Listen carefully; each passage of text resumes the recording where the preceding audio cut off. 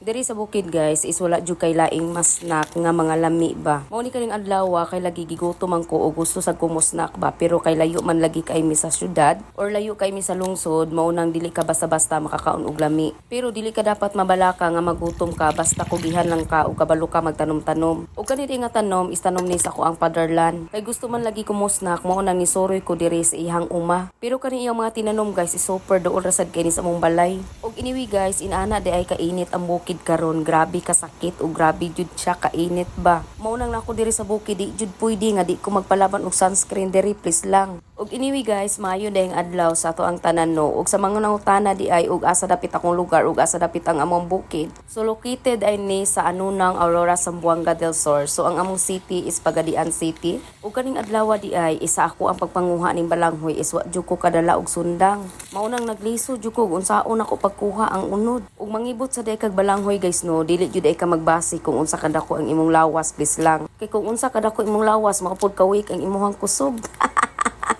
O kani gud nga klase nga balanghoy guys, mao man gud nindot kay nung agon kay lagi gagmay pa siya unod ba, labo pa kaayo. Ug sa unang palang pag-ibot nako inana nakadaghan ang ako nakuha mao nang niadto ko sa ikaduhang punuan. Ug mao na din ang ikaduhang punuan ug sa dihang iya jud kong gipahirapan ba. Grabe naman jud ko nagliso diring dapita kay lagi di naman jud ako madaog og ibot ni. Bahalag unsaon akong laglayog, nagliso jud kog ibot. Ug diri na sa kura kanahuna nga wa jud ay gamit ang akong lawas nga dako please lang. Dayon sa nadugay na akong ibot-ibot diha, mao man ding di jud nako siya madaog og ibot kay lagi naman dai pwede akong gamot. Ang iyang unod ay ni suksok diha sa dakong gamot please lang. Mo nang sa paminaw nako ang akong kusog nahurot ani nga punuan please lang. Mo nang gikuha nako akong kamera kay lagi gusto nako ipakita sa inyo kung unsay view diri sa bukid. Ug sa dihang dagko naman gikoy ko ginhawa ani mga panahon na. Kay lagi perti man jud namong layog sa balanghoy ani. Kay ang unod man sa balanghoy is suksok sa gamot. Kay tungod sa gamot di jud nimo makuha ang ihang unod please lang. Ug kanina pagkaibutan ako guys is kailangan jud daghanon nako ni kay lagi nagplano ko nga magbudbud ko ba. Kay lami man gud kayo ang balanghoy budburo nimo din butanga din mo bukayo sa tunga. Ug kanaling sa luyo nga akong gitudlo guys is mao na ang luyo sa mong balay. So inana ra kadool ang farm namo charot. Ug kani bitang magpuyo ta sa bukid din wa jud tay laing mao na nga pang snack ba. Mao nang kailangan na jud ka mangita-ngita diri sa kilid ug unsa imong maluto or unsa imong makuha. Kay kani man balanghoy is daghan kay siyang pwedeng maluto ba.